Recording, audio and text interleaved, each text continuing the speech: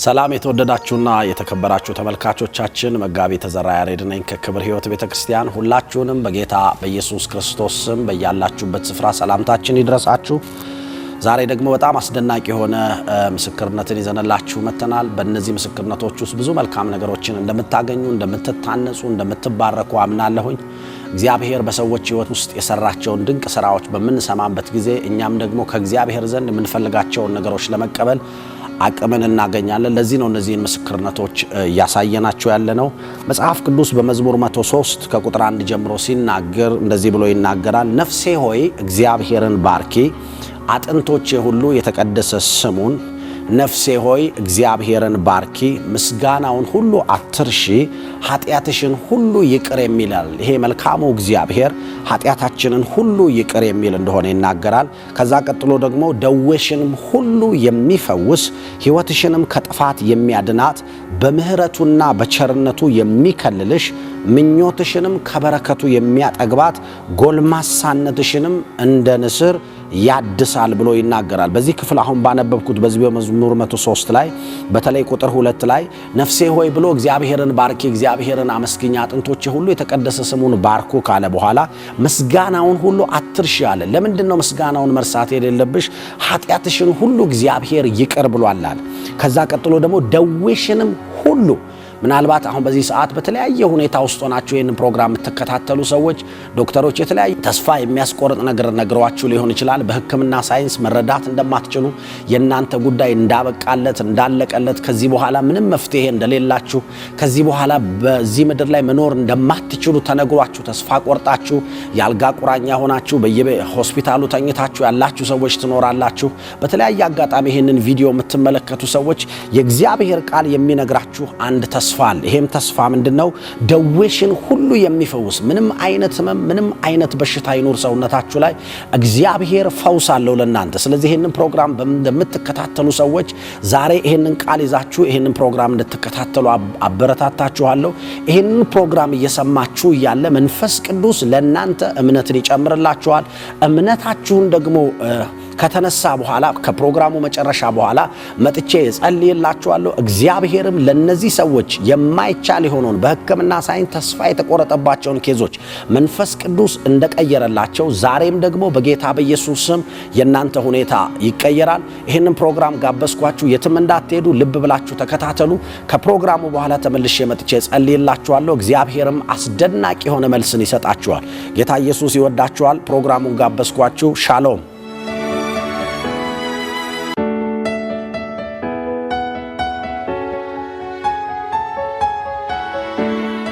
ባጭር ቃል ሰዎች ጋር ምን አለ የሚለውን ለመግለጽ በቃ ማለት የምችለው ፓስተር ላያችን ላይ የሚናገረው ቃል ይሄ ለብዙዎች መደነቂያ ሆንኩኝ እንዳለ ዳዊት ያንን ቃል ኮት እያደረገ ያንን ቃል እየተጠቀሰ ብዙ ጊዜ ላያችን ላይ ያውጃልና ለቤተሰቦቼም ለአካባቢዬም ለጓደኞቼም ድሮ ለሚያቁኝም ሰዎች እግዚአብሔር መደነቂያ ነው ያደረገኝና ይገርመኛል። እግዚአብሔር እኔን እንደዚህ ማድረጉ ይገርመኛል። በዚህ ውስጥ ያየሁት የእግዚአብሔር ፍቅር፣ የእግዚአብሔር ምህረት፣ የእግዚአብሔር ርህራሄ ይገርመኛል። እግዚአብሔር እኔን የኔን ህይወት እንደዚህ ለማስዋብ ቆርጦ መነሳቱ ይገርመኛል። ከምንም ተነስቶ አይደለም፣ ከራሱ ከእግዚአብሔር ምህረትና ቸርነት ከራሱ ከእግዚአብሔር ፍቅር የተነሳ ነው። በበደላችንና በኃጢአታችን ሙታን በነበርን ጊዜ አይደለም የሚለው ከወደደን ከታላቅ ፍቅሩ የተነሳ ደግሞ ህይወትን ሰጠን፣ ምህረትን ሰጠን፣ በጎነትን ሰጠን እግዚአብሔርና ያ በእውነት በእኔ ህይወት ላይ ታይቷል ብዬ አስባለሁ። ከዚህም አቅጣጫ መዘምራቸው መዝሙሮች አሉ። አይ ሆፕ እና ራሴን ሳይሆን ሁሉ ጊዜ የማየው ምንድነው በቃ እውነት እኔ እግዚአብሔር ምህረት ማሳያ ነኝ ብዬ አምናለሁ። እኔ እግዚአብሔር የጸጋው ማሳያ ነኝ ብዬ አምናለሁ። ፓስተር ስለ ጸጋ ሲያስተምረን አም ፕሮዳክት ኦፍ ግሬስ ጸጋ ሲያመርት እንደኔ አይነት ሰው ነው ያመረተው ማለት በፍጹም የማይችልን ሰው የሚችል ሰው አድርጓል።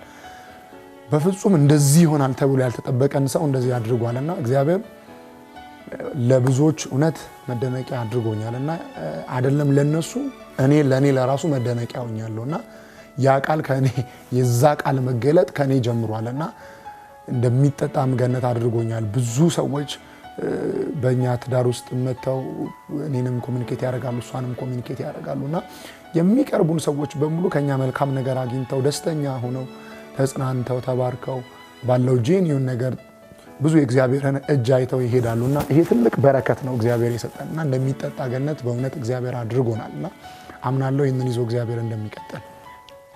ሻሎም ከመጸነሷን ካወቅንበት ጊዜ ጀምሮ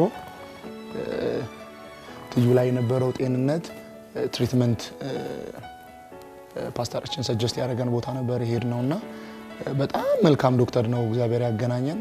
በጣም በቃ በመልካም ጤንነት ሄዳ ቼክ በተደረገችበት ጊዜያቶች ሁሉ ፐርፌክት ከሚል ቃል ውጪ ሌላ ወጥቶ ታያቅም ነበርና ልክ ወደ 28ኛ ሳምንት አካባቢ ስትደርስ መስለኛል እሷ በደንብ ታብራራዋለች ኢንሽርት ውሃ መፍሰስ የጀመረበት ጊዜ ነበርና በሰዓቱ ያን ቀን ማታ ገብተን ከተኛ እዛ ሆስፒታል ላይ አድረናል 1-2 ቀን ያን ቀንና እኔ ጋር የነበረው ስሜት በጣም ይገርመኛል። ውስጤ በጣም በቃ የተረጋጋ ነው።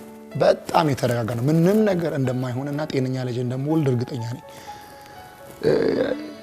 ግን ደግሞ አንድ በጣም የገባኝ ነገር ያን ሰሞን ከዛንም በኋላ 1 ወር ስለቆየች እኔ ጋር በጣም ተደጋጋሚ ይመጡ የነበሩ ስሜቶች ነበሩና ውስጣችን ያሉ የእግዚአብሔር ቃሎች በቃ የእውነት ሬማ ሆኖ ይወጡበት የነበረው ጊዜ ነበረ። አንዳንድ ሰዎች ጠይቁኝ መላቸው ነገር አለ ስለዛ ኮንዲሽን ነው ማለት መጽሐፍ ቅዱስ ማርቆስ ወንጌል ላይ ሲናገር ኢየሱስ ክርስቶስ ያለው ነገር አለ። ይህንን ተራራ ተነቅለ ወደ ባህር ተተከል ብትለው ይላል። ይህንንም በእምነት ሳትጠራጠር ብትል ይሆንልሃል ይላልና ይሄ ቃል ለኔ ገባኝ ይመስለኛል ያሲዝልኝ። ምክንያቱም ብዙ ጊዜ ተራራው ሳይኖር ዘልዬ ኮንፌስ ያረኩበት ይነቀላል ያልኩበት ኢቭን የዘመርኩበትም ጊዜ አስታውሳለሁ።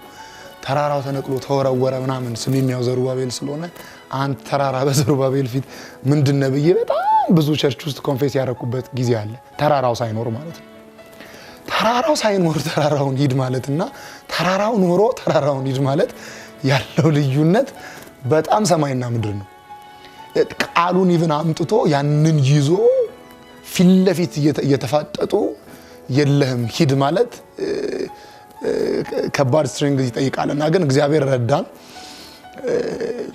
ተራራውና ተናደ እግዚአብሔር ይመስገን ቻለውን ተወለደች።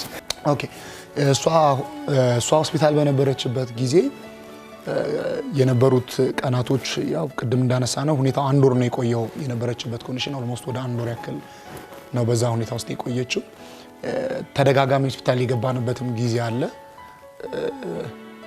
በተለይ ጣም ቸርች መታየት ጸለይላት ቀን ትንሽ በጣም የነበረችበት ኮንዲሽን ጥሩ ያልነበረበት ኮንዲሽን ነበርና በእነዛ ሁኔታዎች ውስጥ 1 ወር ውስጥ የነበሩትን ሁሉንም ፕሮግራሞች ላይ አገልግያለሁ። ምክንያቱም ምንድነው የመጀመሪያ እግዚአብሔር ከሆነ ሁሌ እግዚአብሔር የመጀመሪያ ነው። እኛ ደግሞ እግዚአብሔርን ስራ ስንሰራ ነው አይደል መጽሐፍ ቅዱስ የኛን ስራ እግዚአብሔር ይሰራል የሚለው። እግዚአብሔር ደግሞ ቤትን ካልሰራ ይላል አይደል ሰራተኞች በከንቱ ይደክማሉ ይላል። እግዚአብሔር ከተማን ካልጠበቀ ጠባቂዎች በከንቱ ይደክማሉ ይላልና የኔዛ ሆስፒታል ውስጥ ተቀምጦ ከነሱ ጋር አብሮ መጨነቅ የሚፈጥረው ምንም ነገር አለ ብዬ አላምንም። ስለዚህ ከዛ ይልቅ መጥቶ የእግዚአብሔርን ስራ በመስራት ውስጥ እግዚአብሔር የኔን ስራ እንደሚሰራ ስለማምን ይህንን በደንብ ፓስተር አስረግጦ ስለነገረኝ ብዙ ጊዜ በእንደዚህ አይነት ሁኔታዎች ውስጥ እየመጣው አገለግል ነበርና አንዳንዴ የሚገራርም ሁኔታዎች ገጥመውኝ ያውቃሉ። በተለይ አንድ ማክሰኞ እሷ የነበረችበት ኮንዲሽን የነበረችበት ሁኔታ ጥሩ አልነበረም። ቸርች መጣው ማክሰኞ ከቦሌ ልብስም አልያዝኩም ነበር። እዛ ሆስፒታል ነው ያደረነው። ሆስፒታል አድሮ ነግቶ ውዬ ነው ጀሞ ሄጄ ተመልሼ ልብስ ቀይሬ ወደ ቸርች የመጣሁትና እንደመጣው ይሄ መጀመሪያ ነው በህይወት የሚለውን የአንደኛ በህይወት የሚለውን የሊሊን መዝሙር ነበር ከዛ በኋላ ነው ዘመር የነበረውና ለኔ ብርቄ ድንቄና ታንሰፈስፈኛል ለኔ ብርቄ ድንቄና ታንሰፈስፈኛል ለኔ ብርቄ ድንቄና ታንሰፈስፈኛል አንደኛ በህይወቴ መጀመሪያ በህይወቴ ቀዳሚነ በሕይወት እግዚአብሔር ብቻ አንደኛ ነህ በሕይወቴ መጀመሪያ በሕይወቴ ቀዳሚ ነህ በኑሮዬ አንደኛ ነህ በሕይወቴ በጣም የገረመኝ መዝሙሩን ዘምር የነበረው እዛ ጋር የነበረውን ሁኔታ ጥዬ የመጣሁት በቃ ውስጤ የእውነት ፊል ያደረገው ነበረ መዝሙሩን ያንን ኮንዲሽን እሷ የነበረችበትን ያንን ኮንዲሽን ጥዬ የመጣሁት በቃ ምን ያክል የእግዚአብሔር ፍቅር ውስጤን ተከተክ እንደነበረ በቃ ልገልጸው ከምችለው በላይና በህይወቴ በጣም ካገለገልኳቸው አገልግሎቶች የምወደው አገልግሎት ነው። ያንን ጥዬ መጥቼ ስላገለገልኩ ሳይሆን በቃ የእውነት ለእግዚአብሔር ያለኝን ፍቅር እኔ ራሴ ፊል አድርገው ነበር በሰዓቱና ከዛንም በኋላ የነበሩት ወሮችም ላይ የወለደችም ቀን ቸርች ነበርኩኝ። ይሄንን ጥንካሬ ኬት አመጣችሁ እንዴት የጥንካሬ ሊገኝ ይችላል የሚለው ሰው እግዚአብሔርና የእግዚአብሔርን ቤት ከወደደ ብዙ የሚያስጨንቁ ሁኔታዎች ያስጨንቁታል ብዬ አላስብም። ቅድሚያ ለሚገባው ለእግዚአብሔር ቅድሚያ ከሰጠን እግዚአብሔር ቅድሚያ የሰጠነው እግዚአብሔር ለኛ ለተጨነቅንበት ሁኔታ ቅድሚያ ይሰጣል ብዬ አምናለሁ። በዚህ ምክንያት ይመስለኛልና ወር በቆየችበት ጊዜ አለማቋረጥ እነዛን ሁኔታዎች ፔኔትሬት እያደረኩ የመጣው እሷን በጣም ደስ የሚለው ኢቭን የወለደች ቀን ዲሊቨሪ ወደ 7 ሰዓት አካባቢ እንደሆነ ሹር ነበርን እና ቸርች ሄዳለሁ ስላት በጣም ደስተኛ ነበረች። በቃ ጎሄድ እግዚአብሔርን አመስግን በቃ ጸልይራም ነበር ያለችኝ። ተደጋጋሚ ሆስፒታልም ሆና እንደዚህ በጣም ከባድ የነበሩ ሁኔታዎች ላይ ምንም እንደማይፈጠር ውስጣችን አውቋል። እዚህ ሄደን ለችግሩ እግዚአብሔር ሆይ ፍታው ባክ ምናም ከሚለው ነገር ይልቅ ምንም እንደማይፈጠር እግዚአብሔርን ሰላምንን እግዚአብሔርን ቤተክርስቲያን መጥቶ ከቅዱሳን ጋራ በቅዱሳን ማህበር ውስጥ ተቀምጦ እግዚአብሔርን ማመስገንን መርጠናልና ይሄ ደግሞ እጅግ በጣም ደስ የሚያሰኝ ነገር ነው። በእንደዛ ሁኔታዎች ውስጥም ሆኖ ያለምንዋወጥ እግዚአብሔርን እንድናገለግል እግዚአብሔርና የእግዚአብሔር ጸጋ ስለረዳን እግዚአብሔርን እናመሰግናለን። ያለው በመጀመሪያ ደረጃ ማለት ነው እኔ ከዘሩ ጋር ከተጋባው በኋላ እኔና ዘሩ ከተጋባን በኋላ በህይወታችን ላይ ብዙ አይነት ነገር ነው የተለወጠው። ድሮ ልክ ቸርች አምልኬ ሳንጋባ በፊት ወደ ቤት ነው የምመጣው።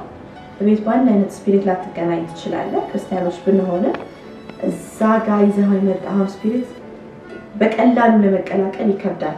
ማስረዳት ምናምን ይኖርብሃል። ከዛ ነው አንድ ላይ ተነስተህ እንትን የምትለው። ግን አሁን ከተጋባን በኋላ ሁለታችንም ከአንድ አይነት መንፈስ ውስጥ ነው የምንወጣው። ከቸርች ካለው ፕሮግራም እንወጣለን። ቤትም ስንገባ እንደጋልን ነው በዛው ስፒሪት ነው የምንቀጥለውና ልክ ያንተን ሐሳብ ያንተን መንፈሳዊ ህይወት የሚጋራህን ሰው ማግኘት በጣም ትልቅ ነገር ነው። ሁለት ደግሞ በዛ አይነት መልኩ አብረህ ስታሳልፍ early in the morning የተነሳ አብረህ የምትጸልይበት ጊዜ ሲፈጠር የሆነ ብዙ ጊዜ ያስተምረኛል ቃል ሼር ሲያደርገኝ በቃ በጣም ነው ደስ የሚለኝ። ታድጋለህ ማለት ነው። ምክንያቱም እዛ የሰማኸውን ከፓስተር የምንሰማውን ቃል ቤታችን እንተገብረዋለን። ለሁለት ለብቻ አይደል የሚሆንበት ጊዜ ቀርቷል። ስለዚህ መንፈሳዊ ህይወታችን ላይ እንግዲህ በጣም ትልቅ ለውጥ በኔ መንፈሳዊ ህይወት ትልቅ ለውጥ ነው ያመጣው። እንደ ድሮ አይደለም። ነገር ቻሌንጆች ሲመጡ የምሰጠው ምላሽ እንደ ድሮ አይደለም። በተማርኩት መንገድ ነው የምሄደው ማለት ነው እንጂ ለመጣው ቻሌንጅ በሙሉ ማልቀስ ወይ ደግሞ የሆነ ተስፋ መቁረጥ ምናምን የለም ቤታችን ውስጥ። ድሮ እንደዛ ነበርኩ። የሆነ ነገር ሲመጣ ቶሎ አልቃሻ ነበርኩ። አይደንቲቲ ክራይሲስ በጣም የሚያስቸግረኝ ልጅ ነበርኩ። ያ ግን አሁን ቀርቷል። በመማረው ትምህርት በቢሮዬ በጣም ሞገስ ሰጥቶኛል። ከድሮ ከነበረው ማንነቴ በላይ ቢሮ ውስጥ በጣም በቃ በሎያሊቲ እንድታወቅ አድርጎኛል። በጣም ሞገስ ሰጥቶኛል አለቆቼ ፊት። በጣም የሆነ ነገር ደግሞ ለምሳሌ አንድ ጊዜ ቸርች የሊደርሺፕ ትሬኒንግ ይሰጥ ነበርና በዛ ጊዜ ደግሞ እኛ ቢሮ ውስጥ በጣም ሲሪየስ የሆነ ስራ ነበረ። የኮሪያ ፕሬዝዳንት ይመጡ ነበር የኮሪያ ፕሬዝዳንት እና ትልቅ ሬስፖንሲቢሊቲ ነበረ እና በዛ ውስጥ ሆኖ የቸርች የሊደርሺፕ ኮርስ እንዳያመልጠኝ ማድረግ በጣም ከባድ ነበር ለኔ እና ያን ሰሞን የምንማረው ሁለተኛ ቆሮንቶስ 13:14 ነበርና ስለ ጌታችን ኢየሱስ ክርስቶስ ጸጋ የሚለው የጌታችን ኢየሱስ ክርስቶስ ጸጋ የእግዚአብሔር ፍቅር የመንፈስ ቅዱስን ህብረት ከሁላችሁ ጋር ይሁን አይደል የሚለው የጌታችን የኢየሱስ ክርስቶስ ጸጋ ላይ ነበርና ጸጋ ሞገስ እንደሆነ በጣም ፓስተር ያስረዳ ነበርና በቃ ያን ቀን እኔ እንዲያውም ለማንም ሰው ያስቀረው አይመስለኝም። ያን ቀን የባረከንን በረከትና በጣም በነገ አለቃዬ ፊት ቆም ስለነበረ ለማስፈቀድ እንዴት ተሻመቼ እንደወሰድኩትና አለቃዬ ፊት በድፍረት ነው የቆምኩት። ጠየቅኩት በዛ ታይት በሆነው ስኬጁል ውስጥ ማለት ነውና ፍቃድ ጠየቅኩት ለ3 ቀን ትሬኒንግ እንዳያመልጠኝ ነው። ችግር የለውም ማለት ችግር የለውም ምንድን ነው አለኝ። የቸርች ሊደርሺፕ ኮርስ ምናምን አለ። ከዛ ችግር የለውም በቃ ሂጂ እንዲያው ማለት ነው። ከዛ በኋላ ስትመለሽ አለ የምትፈልጊውን ኮርስ ምረጭና ኦንላይን ነው ያስተምርሻለሁ፣ እኛ እናስተምርሻለሁ ምናምን ገብተን ያቺ የጌታ ኢየሱስ ክርስቶስ ጸጋ በድፍረት ባለቀዬ ፊት ስቆም ስጦታም ነው ይዛልኝ የመጣችው። ስጦታም ነው ይዞልኝ የመጣውና በቃ ቦልድ ሆም ያለው ማለት ነው። መንፈሳዊ ህይወት ላይ ቀልዳና ቀን ቤታችን ውስጥ ላይፍ ኢዝ ስፒሪቹዋል ይላል ፓስተርዬና ህይወት መንፈሳዊ እንደሆነ ገብቶናል። በየጊዜው መማራው ትምህርት በፓስተርዬ በኩል ቸርች ውስጥ መማራው ትምህርት ፓስተርዬ እንደገና በሌሎች አገልጋዮች ማለት ነው በእኛው ቸርች ውስጥ መማራው ትምህርት በጣም ነው ህይወቴን ሽፍት እንዲያደርግ ያደረገው። የትምህርቱ ለውጥ በቢሮዬ ውስጥ በመጀመሪያ እኔ ህይወት ላይ ከነበረብኝ አይደንቲቲ ክራይሲስ አውጥቶኛል። በራሴ መተማመን የሚባለው ነገር ጭራሽ የለብኝም ነበር እና ሰው ሰብሰብ ብሎ ሲቆም እነዛ ሰዎች መሀል ስፒች መስጠት ይከብደኛል። በጣም ነበር የምፈራው። አለቃዬ ፊት ሄጄ የሆነ ነገር ለመጠየቅ እፈራለሁ። ትክክል ሆኖ ሳለ የያዝኩት ነገር አለቃዬ ማናገር እፈራ ነበር። ነገር ግን እየተማርኩ ሲሄድ ማንነቴን በክርስቶስ ያለኝን ማንነት እያወቅኩ ሲሄድ እግዚአብሔር ለእኔ ማን እንደሆነ እየገባኝ ሲሄድ ቢሮ ውስጥ በቃ ለሁሉ ነገር ቦልድ ነኝ። ስህተት ከተፈጠረ እናገራለሁ። ትክክለኛም ነገር ሆነ ምንም አይመስለኝም ማለት በቃ አለቃዬን በሚገባው ክብር አክብሬ ቢሮ ውስጥ ተከብሬ ነው ያለሁት እና በጣም ቢሮ ውስጥ ያለኝ ማንነት ለስራ ተነሳሽነቴን ጨምሮታልና ፓስተር ሁሌ ይላል አይደል you can be a man of excuse or a man of excellence ይላልና እኔ የዛ የልቀቱ ሰው ማንነት መገለጫ ሆኛለሁ። ቢሮ ውስጥ የምሰራው ስራ በጣም ክሊር የሆነ ኒት የሆነ ነገር ነው የማቀርበው። በጣም ደስ ይሰኝብኛል። አለቃዬም አብሮኝ ያሉትን የስራ ባልደረቦቼ። ሁለት ደግሞ እንግዲህ በቤተሰብ ደግሞ የትምህርቱ ለውጥ ያመጣው ቤቴን እንድወድ አድርጎኛል። ትዳርን እንድወድ አድርጎኛል። ትዳር ማለት ገና ሳንጋባ በፊት ብዙ የምናስባቸው ነገሮች ነበሩ። በቃ ሁሉ ነገር አልጋ ባልጋ ይመስላልና ፓስተርዬ ይላል ትዳር አልጋ ባልጋ አይደለም። ሁለት ደግሞ ትዳር ለማረፍ የምትገቡበት ህይወት አይደለም ይላል እና እንደዛ አይመስለኝም ነበር ስንገባ። በፊት ያለን ማንነትና ስንገባ ይለያያል። ምክንያቱም ሁሉ የሚመጡ ቻሌንጆችን አብረን ነው የምናሳልፈው። እኔ ድሮ ምንም ማለት ከቤተሰብ ጋር ስለምኖር ሁሉ ነገር እየተሟላ ነው የሚቀርብልህ። የራስህን ላይፍ ግን ስትጀምር ራስህ ለህይወትህ የሚያስፈልገው ነገር ለቤት የሚያስፈልገው ነገር ማሟላት ትጀምራለህ። ሁለት የአገልጋይ ሚስት መሆን ቀላል አይደለም እና በዚህ ተያይዞ ፓስተር ቁሜ ማመስገን በጣም እፈልጋለሁ። ለእኔ በጣም ትልቅ ሞዴል እሷ ነበረችና ልክ ገብቼ ሳየው the same thing ነው። እዛ ያገለግላል፣ በጣም ነው የሚያገለግለው እና በቃ ግዴታዬ ነው። እኔ ቢሮ ውስጥ ነው የምሰራው። ቢሮ ሰርቼ መጥቼ ቤት የማስተካከል ግዴታ አለብኝ። ቤት ውስጥ የሚያስፈልገውን ነገር የማድረግ ግዴታ አለብኝ። ግን በቃ ትምህርቶቹ እየሰሩኝ ነው አሁን ሳበዛው እንዳትል ነው የሚያደርገው እና ሌላ ደግሞ አሁን እርጉዝ በነበርኩ ጊዜ ሁሉ ነገር ከባድ ይሆናል እና ዘሩ 24 ሰዓት አብሮኝ ቢሆን በጣም ደስተኛ ነኝ። ግን አንዳንድ ቀኖች ልክ ሲደክመኝ ቸርች መምጣት ሲደክመኝ ከቀረው እሱ ቸርች ይመጣና ለእኔ በጣም ማለት በቃ ቤት አብሮኝ ቢሆን ደስ ይለኛል። ግን አገልጋይ ነው። እኔ ደግሞ የአገልጋይ ሚስት ነኝ። ባለማር እውነቴን ነው ማለት ትዳራችን ሰስቴን አድርጎ መቆየት አይችልም። ግን የተማርኩ ስለሆንኩ አይኖው ሱዛም እያደረገ እንደሆነ ስለዚህ እሱን ሰፖርት ማድረግ ባለብኝ መንገድ እሱን ሰፖርት የማድረግ ስራ ነው የኔ ስራ ማለት ነውና ለኔ ትልቁ አገልግሎቴ ቸርች ከማገለግለው አገልግሎት ቀጥሎ እሱን የማገለግለው አገልግሎት ነው። እኔ እዚህ ጋር ትክክለኛ ኤንቫይሮንመንት ቤት ውስጥ ባልፈጥርለት እዛ ሄዶ ማገልገል አይችልምና እግዚአብሔር ትልቅ ያገልግሎት እንትን ይሰጥ ሌላኛው ማለት ነውና በጣም በዚህ በኩል እግዚአብሔር በቃ መማራቸው ትምህርቶች በጣም ቶታሊ ነው የቀየሩኝ። ሀምብል እንደሆነ አድርገውኛል፣ እንድታዘዝ አድርገውኛል። እሰማዋለሁ፣ ይሰማኛል። በቸርች ውስጥም ደግሞ አገልግሎታችን እየጨመረ ነው። ይሄ እኮ የሆነ አገልግሎት የሚጨምረው የምትማረው ትምህርት እለት እለት አንተ ላይ የሚጨምረው ነገር አለ። ልክ ሰው አሁን ቻለም እየተመገበ ስትሄድ እየፋፋች እያደገች እንደምትሄደው እኛም እየሰማን ከፓስተር እየተማርን በቃ በውስጣችን ብዙ ነገር እያያዝን ሳክ እያደረገን ስንሄድ እድገታችን እንዲህ የሚሸፈን አይደለም፣ የሚወጣ ነው። ይገርመኛል። ይህ ሁሉ የሆነው እንግዲህ ስለተማርን ነው። እና ፓስተር በጣም መልካም አስተማሪያችን። በመጀመሪያ ደረጃ እግዚአብሔር አምላኬን በጣም ለመሰክነው እፈልጋለሁ። ለእኔ እግዚአብሔር አባቴም ወዳጄም በቃ ሁሉ ነገሬ ነውና በቃ እኔ እግዚአብሔርን ማታ ማታ ስተኛ ቀን እያደረኩት ሁላ ነው የምተኛው።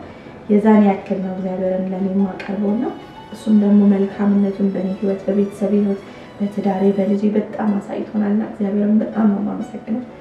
በመቀጠል ፓስተርዬን በጣም ነው የማመሰግነው። በቃ የሚገርም መንፈሳዊ አባቴ ነው። ስለኛ ህይወት በቃ በጣም ኮንሰርንድ ሆኖ ህይወታችንን የሚከታተል አባት ነው። በጎደለብን ነገር በቃ ነገር ሲጎልብን ብቻ አይደለም ሲሞላ ራሱ ከኛ ጋር ነው የሚሆነው እሱና በቃ በሁሉ ነገር አባታችን ነው። በጣም ሰፖርት ያደርገናል፣ ይመክረናል። ያኔ እኔ ታመሜ በነበረ ጊዜ በቃ ቶሎ ቶሎ ነው የሚደውልልኝ፣ ይጸልይልኛል፣ ያበረታታኛል። እኔ ጀርኒ ያደርግ የነበረው ፍርሃት ውስጥ እንዳይገባ በጣም ነበር የሚያበረታታኝ። ፍርሃትን አዞጪ ላይ ነበርና የሱ በዛ ጊዜ ለኔ ጋሻ መሆኑ ከነበረብኝ ሲቹዌሽን ተስፈንጥሬ እንደወጣ አድርጎኛልና በጣም ነው የማመሰግነው። በጣም ነው የምወደው እጅግ በጣምና ሎያል እንደሆነም አድርጎኛል። ስለ ሎያሊቲ አስተምሮኝ በቃ ለሱ ማለት ለተሰጠኝ ነገር ሎያል ሆኜ እንድቀጥል አድርጎኛል። አሁንም እስከ መጨረሻው አብሬው እሰራለሁ። በመቀጠል ባለቤቴን ማመስገን እፈልጋለሁ። ዘሩን የሚገርም ባል ነው። እውነት በጣም የሚገርም ባል ነው። ማለት በመሀላችን አንዳንዴ ግጭቶች ይፈጠራሉና ከኔ ይልቅ እሱ ነው የሚወርደው። እኔ አጥፍቼ እሱ ይቅርታ ይለኛል። ከዛ ታርቀን እንደገና በቃ ተዘጋግተን እንኳን አንችልም ረጅም ሰዓት ማሳለፍና የሚገርም ባል ነው። በጣም መንፈሳዊ ህይወቴን ያጠነክርልኛል፣ ያበረታታኛል። ሁሌ እና የሆነ ነገር ወረድ ያለ ነገር እንኳን ስናገር አብሮኝ የሚያጫውት አይደለም እሱ። አይ እንደዚህ አይነት ነገር ቤታችን መግባት የለበትም መሰማት የለበትም ይላልና በጣም እግዚአብሔርን አመሰግናለሁ እንደዚህ አይነት ባል ስለሰጠኝ። ሻሊኔንም በጣም ነው የማመሰግናት፣ ልጄ ስለሆነች በጣም ነው የምወዳት። እና በመቀጠል ደግሞ ቤተሰቦቼን በጣም አመስገን እፈልጋለሁ። እጅግ በጣም በነበረብኝ በህመሜ ወቅት ማለት ነው ችግር በተፈጠረበት ወቅት ከጎኔ ነበሩ። በተለይ እህቴ ቤዛ እጅግ በጣም ከጎኔ ነበረች። እስካሁንም ወልጄም ከብዙ ነገር ትንከባከበኝ የነበረችው እሷ ናት። ወንድሞቼ፣ እህቶች፣ እናቴና በጣም ነው የማመሰግናቸው። እግዚአብሔር ከዚህ ፋሚሊ እንዲወጣ ስላደረገኝ እግዚአብሔርን በጣም ነው የማመሰግነው። በጣም ወዳችኋለሁ። የክብር ህይወት ሁሉንም ወዳለሁ። ዞይ ፋየርን በጣም ነው ወድ እናንተንም ቴንክ ዩ ሶ ማች። የዘሩንም ቤተሰቦች በጣም ነው አመሰግናቸው ፈልጋለሁ። የዘሩን ቤተሰቦች በነገሮች ሁሉ አብረውን ስለነበሩ እጅግ በጣም አድርጌ አመሰግናለሁ።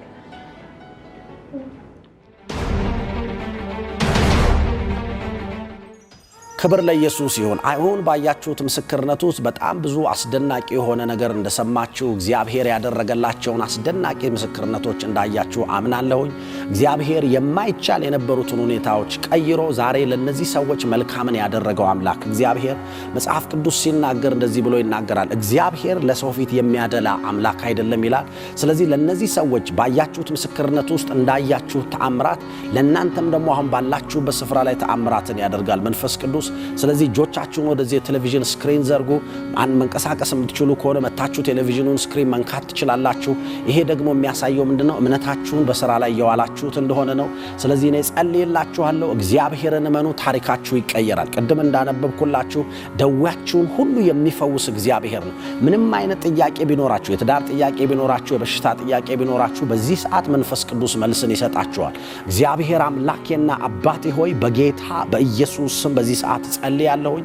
በየትኛውም ዓለም ላይ የሚኖሩ ሰዎች ይህንን ፕሮግራም በየትኛውም አጋጣሚ የሚከታተሉ ሰዎች በናዝሬቱ በኢየሱስ ስም መንፈስ ቅዱስ ሆይ ማናቸውንም አይነት የደዌ ኃይል ከሰውነታቸው ላይ እንድታነሳ በናዝሬቱ በኢየሱስ ስም የትኛውም የአጋንንት ኃይል እንዲሰበር በጌታ በኢየሱስ ስም ነፃነት እንዲሆንላቸው የበሽታው ኃይል ሁሉ ከዚህ ሰዓት ጀምሮ ከሰውነታቸው ላይ የተነሳ እንዲሆን በኢየሱስ ስም ጸልያለሁ። አባቶይ ፈውስን ስላደረክላቸው ነፃነት ስለሆነላቸው የጥያቄያቸው መልስ ስለተመለሰ ከየትኛውም አይነት እስራት ውስጥ ስለተፈቱ አመሰግናለሁ። በጌታ በኢየሱስ ስም ጸለይን። አሜን አሜን አሜን አሜን። እግዚአብሔር የተመሰገነ ይሁን። በእውነት ነው የምላችሁ ብዙዎቻችሁ በዚህ ሰዓት እግዚአብሔር መልካም ነገር አድርጎላችኋል። በዚህ ሰዓት ማድረግ የማትችሉትን ነገር ማድረግ ጀምሩ። ጌታ ኢየሱስ ክርስቶስ ይወዳችኋል። የሆነላችሁን ነገር ጻፉልን፣ ደውሉልን። እግዚአብሔርን ከናንተ ጋር ማመስገን እንፈልጋለን። ጌታ ኢየሱስ ክርስቶስ ይወዳችኋል። ሻሎም። ከዚህ በፊት ጌታ ኢየሱስ ክርስቶስን እንደ ግል አዳኛው አድርገው ካልተቀበሉ ይህንን ጸሎት አብረውኝ ይጸልዩ። እግዚአብሔር አምላኬ ሆይ በጌታ በኢየሱስ ስም ወደ አንተ እመጣለሁ። ኢየሱስ ክርስቶስን እንደ ግል አዳኛ አድርጌ እቀበላለሁ። ጌታ ኢየሱስ ክርስቶስ እንደ ሞተልኝ እንደ ተነሳልኝም አምናለሁ። በዚህ ዕለትም ጌታ አድርጌ እቀበለዋለሁ። እግዚአብሔር አባት ሆይ ልጅህ ስላደረከኝ አመሰግናለሁ። በጌታ በኢየሱስ ስም አሜን። ይህንን ጸሎት ከልቦ ከጸለዩ እንኳን ደስ አሎት፣ ወደ እግዚአብሔር ቤተሰብ ተቀላቅለዋል። መንፈሳዊ ሕይወቱን የሚያሳድጉ ተጨማሪ እርዳታዎችን ለማግኘት በሚከተሉት አድራሻዎች ያገኙናል።